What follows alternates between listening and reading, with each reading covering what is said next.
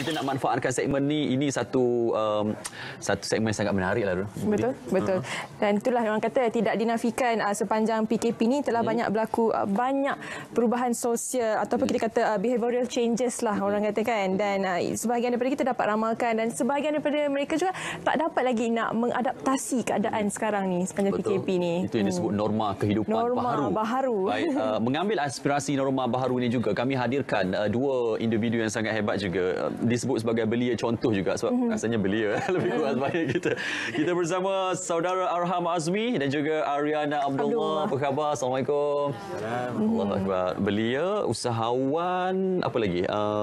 Semua benda lah yang boleh sebut. Sebab kami jemput mereka ni sebab aspirasi Ramadan juga Arham, sebab isterinya baru memeluk Islam pada tahun 2014 dan alhamdulillah dibimbing oleh suami yang hebat ini. Dari sudut kita boleh cerita banyak benda lah. Bagaimana di peringkat awal mengenali isteri dan juga ada usaha untuk membawa isteri bersama dengan kita ni. Tuan. Bismillah. Okey, saya mulakan lah.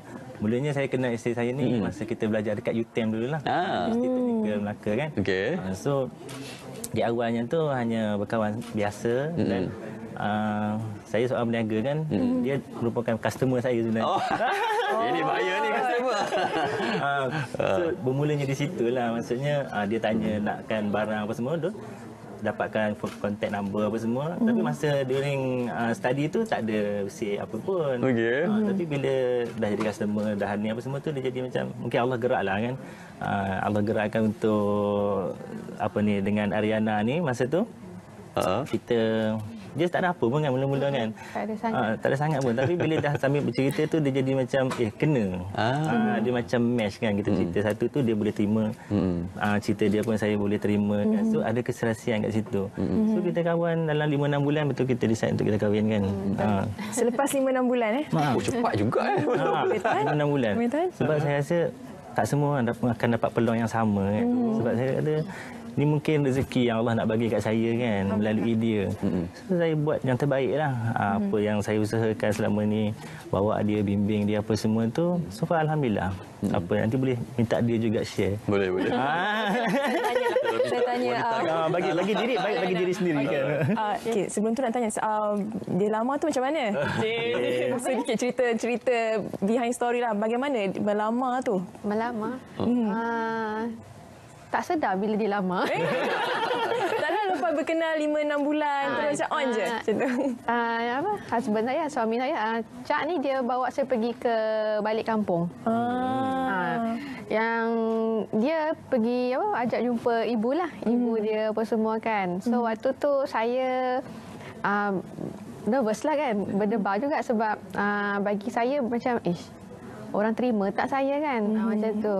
Sebab dah memang kita berlainan agama apa semua kan. So, tapi saya always pakai gerak hati saya. Betul. Saya rasa kalau macam saya nak buat, saya buat. Saya macam boleh rasa dengan hati, kita yakin, kita buat lah. Lepas tu apa orang cakap apa semua tu letak belakang dulu. Macam tu. Tapi itulah Ariana, bukan satu perkara mudah. Ya, betul. Memang bukan perkara mudah. Saya pun ramai. Saudara mu'alaf kita. Bukan mudah lah.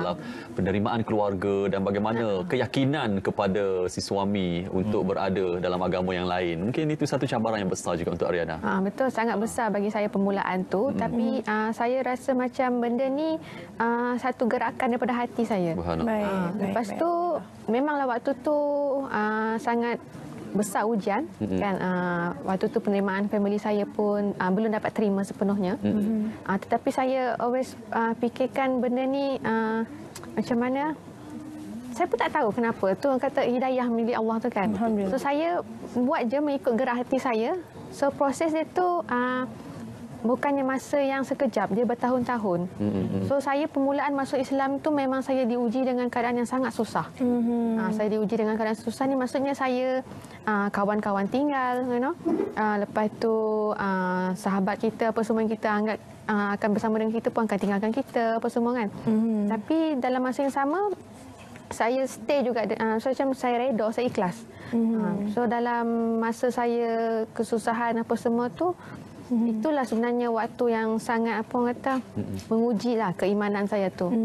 Tapi saya nekat, saya macam bila saya dah buat keputusan, saya dah masuk ke ni kan, masuk ke alam baru lah orang kata kan, dunia baru apa semua, saya tempuhi dengan kesabaran tu. Baik.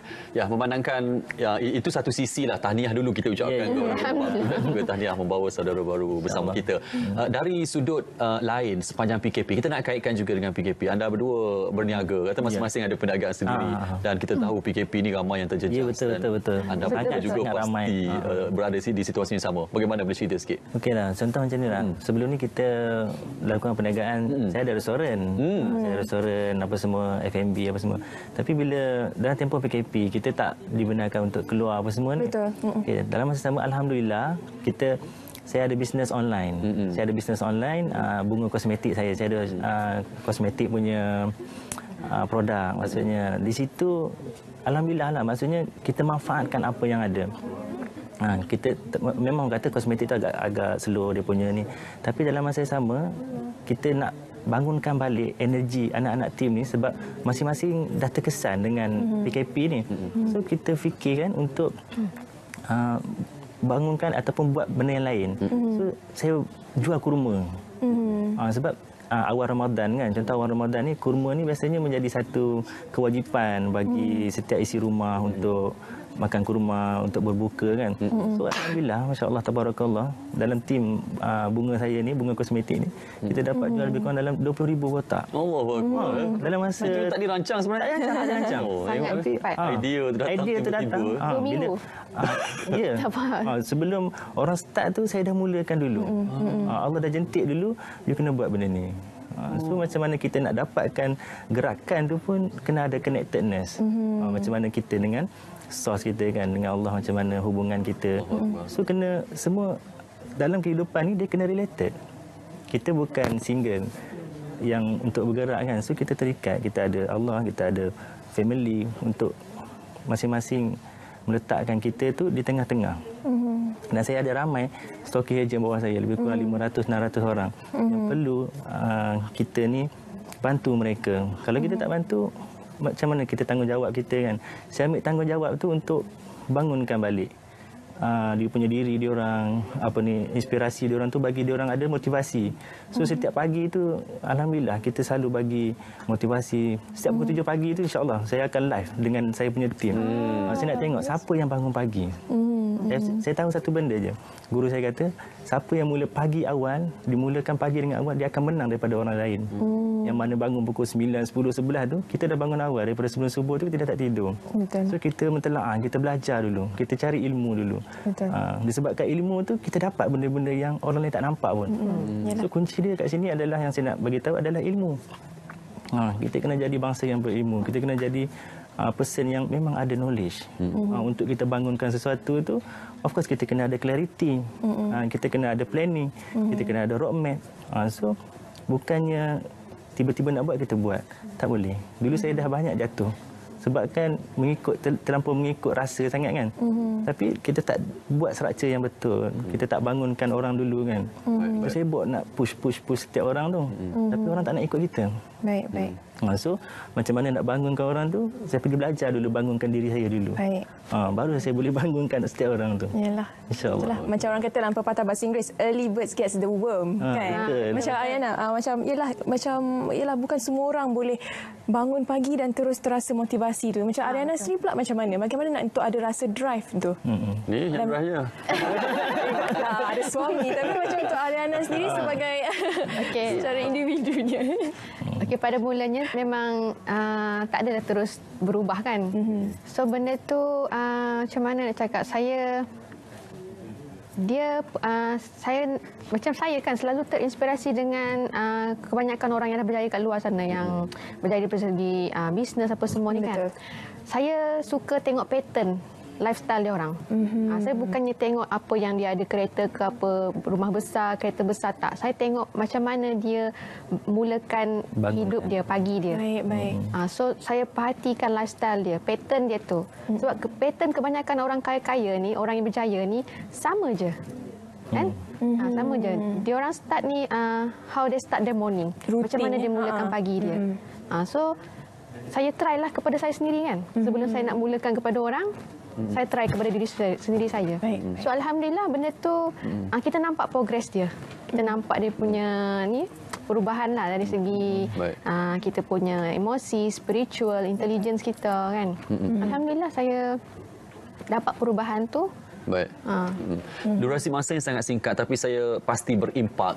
Mungkin sepanjang 10 bulan Ramadan terakhir ni, saya rasa ini satu part yang sangat penting untuk hati ke hati untuk kita dekatkan dengan Maha Kuasa, cari idea-idea, mungkin saranan kepada mereka yang mungkin ramai terkesan disebabkan PKP tetapi tidak ada jalan pintas untuk bangkit sebenarnya, ada usaha ke arah itu. Mungkin Tuan boleh bagi nasihat kepada mereka. Saya bismillah. Dia macam ni tau. Kita nak mencari sesuatu tu dalam kehidupan kita, dalam keluarga kita, dalam bisnes kita. Kita always kena ada clarity ataupun meaning atau purpose. Sebelum you do, you kena ada meaning dulu. Why I need to do that? Kenapa saya perlu datang ke SPM pagi ni? Faham tak? Kenapa kena ada motivasi juga. Saya kena ada motivasi. Sebab saya nak sampaikan sesuatu dekat penonton-penonton yang di rumah. Kan? So, bila dah diberi peluang macam ni, insyaAllah saya akan beri yang terbaik. Setiap perjalanan saya tu, saya kata, okey, aku mesti beri yang terbaik. Aku mesti beri yang terbaik. So, sama juga dalam bisnes, dalam kehidupan, kita nak melakukan sesuatu tindakan tu. Tindakan kita tu melibatkan orang lain. Betul. Bukan kita seorang. So, apa tindakan kita? Kalau kita malas bangun, kita malas berfikir untuk mencari new idea, untuk pergi kepada mencari new circle, you akan trap dekat rumah. Kan? You akan trap dekat rumah dengan anak kita dengan susu lagi, dengan pampersnya lagi. Kan? Dan kita hanya, kebanyakan sekarang ni lah kita tengok, ramai orang yang menunggu untuk menerima. Kenapa kita ni tak jadi individu yang pergi memberi? Kenapa kita tak menjadi orang yang menyumbang? Kan Rasulullah katakan, tangan-tangan yang sebaik yang manusia itu tangan yang di atas. Kita kena ubah mindset kita. Kita kena ubah persepsi dalam kehidupan kita. Start from now, start from this day, saya dah kena ubah dah. Saya punya matlamat hidup saya. Saya dah kena, tak boleh macam dulu, hidup macam biasa-biasa.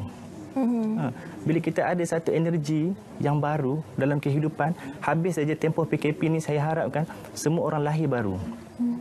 Allah beri masa kita dalam tempoh 50-60 hari ni untuk you kenal dia dulu. You ada masa yang banyak untuk you mengenal. Sebelum ni kita sibuk dengan urusan seharian kita. Pergi balik kerja, pergi pagi balik petang, pergi pagi balik petang. Dia dengan klien sana, masa tu tak pernah cukup. Tapi now you trap. Allah letakkan you tak boleh pergi mana. Disebabkan corona, disebabkan COVID-19, you tak boleh pergi. Mesej yang Allah nak sampaikan kat situ adalah, sedar tak sedar, siapa yang ciptakan corona? Betul. Siapa yang ciptakan COVID-19? Siapa yang ciptakan kita? Sejauh mana kita kenal diri kita dan pencipta kita. Baik. Itu dulu. Bila kita dah tahu, saya dah semangat ni. Lagi susah nak berhenti, pukul 11 lagi. Maksud, itu dulu bagi saya. Kita kenal dulu siapa diri kita, kita kenal siapa pencipta kita. Dan tujuan kita, matlamat kita, purpose kita akan clear, insya-Allah. Baik, insya-Allah. Rasanya penonton sudah terinspirasi. Dan kalau mereka nak dengar dengan lebih panjang lebar, kena go to Instagram dan juga IG mereka lah. Facebook Arham Azmi. Arham Azmi. Ariana Abdullah. Ariana Abdullah. Baik, boleh jengah di media sosial mereka. Saya rasa mereka selalu titipkan kata-kata nasihat. Saya pun nak tengok lepas. Terima kasih banyak Arham, Ariana. Durasi masa yang singkat tapi sangat-sangat berimpak kepada kami semua, insya-Allah. Terima kasih.